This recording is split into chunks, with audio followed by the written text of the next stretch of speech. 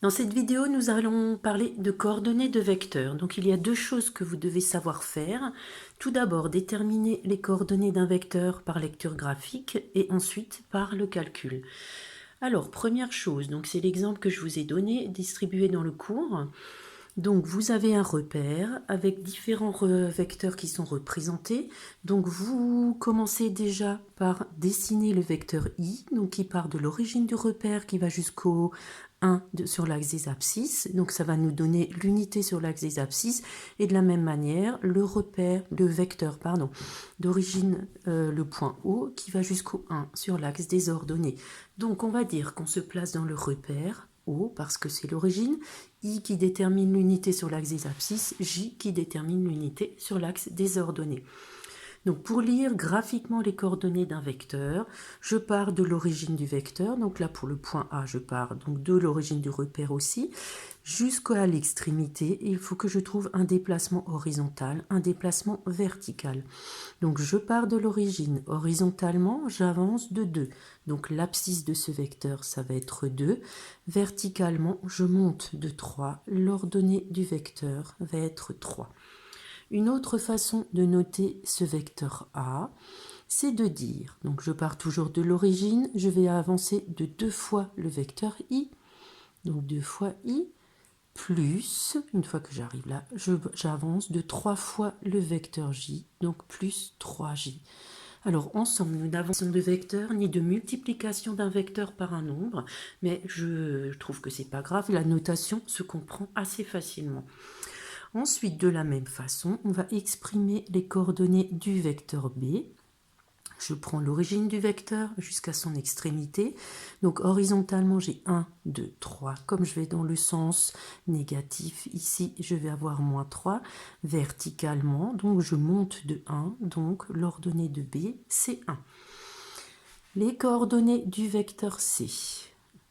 Donc je procède de la même façon, je pars de l'origine du vecteur jusqu'à son extrémité, il n'y a pas de déplacement horizontal, donc l'abscisse c'est 0, et je descends de 1, 2, 3, donc l'ordonnée va être moins 3. Ensuite, pour le vecteur D, donc de son origine jusqu'à l'extrémité, donc je pars de l'origine, j'avance de 1, 2, 3, je descends de 1, les coordonnées sont 3, moins 1. Le vecteur E, donc de son origine jusqu'à son extrémité, j'avance de 1, 2, 3, 4. Il n'y a pas de déplacement vertical, l'ordonnée est donc 0. Et enfin, il y a encore deux vecteurs, donc le vecteur F. Donc je prends son origine, donc j'avance de 2, je monte de 3. Les coordonnées du vecteur F sont 2, 3. Et enfin, pour le vecteur G, donc l'origine est ici, je recule de 1, 2, 3, 4, donc moins 4, je descends de 1, donc l'ordonnée est moins 1. Alors ensuite, ce qu'on constate sur le dessin, le vecteur A et puis le vecteur F sont égaux et lorsque nous observons leurs coordonnées, donc les coordonnées des deux vecteurs sont égales.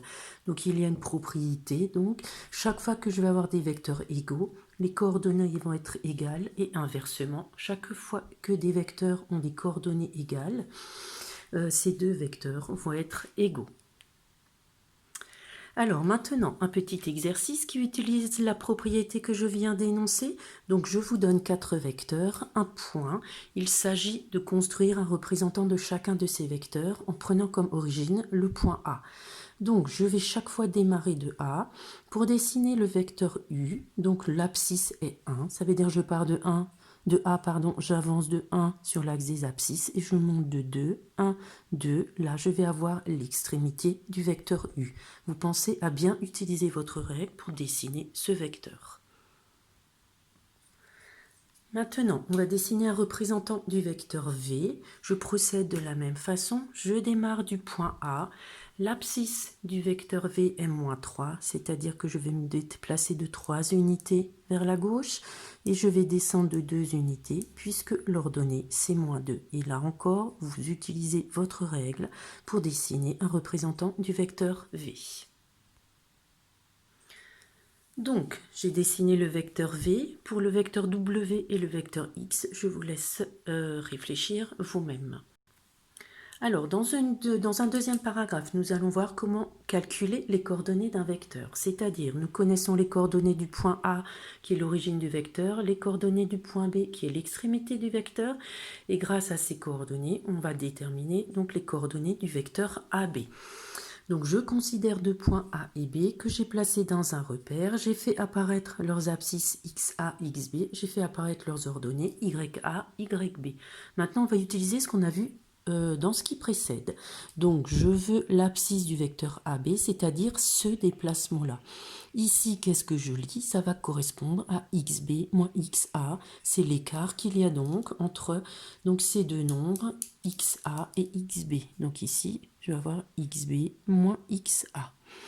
De la même façon, l'ordonnée du vecteur AB va être égale à cette distance-là, qui pour les mêmes raisons qu'avant correspond à YB moins YA.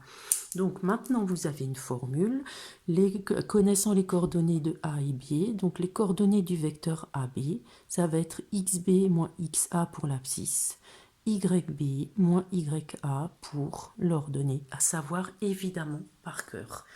Alors, un exemple, je vous donne 3 points qu'on a déjà placés dans un repère et ce qu'on veut, c'est calculer les coordonnées du vecteur AB.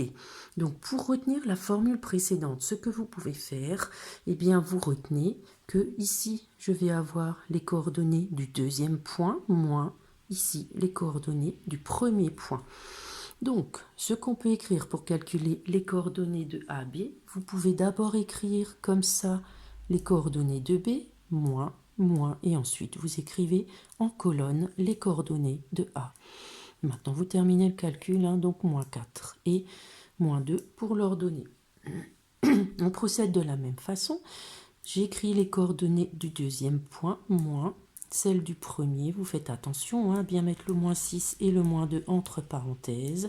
Vous terminez le calcul, moins 1 plus 6, 5 et 2 plus 1, 3. Et enfin,